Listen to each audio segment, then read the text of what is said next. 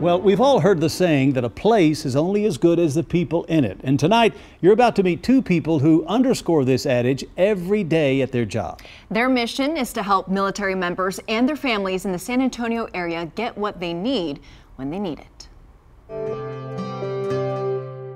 What was once the Good Samaritan Hospital in 1915 has become the Good Samaritan Veterans Outreach and Transition Center.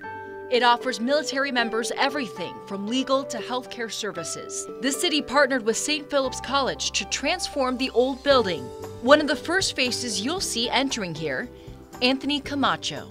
A lot of times they're coming in and they're beginning a new life, so to speak. He spent 6 years in the Air Force Security Forces, so he knows exactly what military members need. I like to say that the military spends many months transition you into military life and culture, regardless of what branch you're in. But when it's time for separation, there's no time. Sometimes they need just to simply use a computer, and other times they need some housing and utility assistance. Services extend to some that aren't even covered by the VA. We have a representative of the Small Business Administration here. We have an organization called Grace After Fire that deals specifically with female veterans who have been deployed. Army veteran Mark Trepanier works behind the scenes to make sure the center runs smoothly. Sister of a veteran who had just passed away the night before she flew in from Georgia.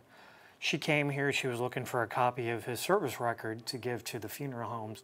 And we referred her to the expert who happened to be here on site that day. She left here not expecting the level of service that she got.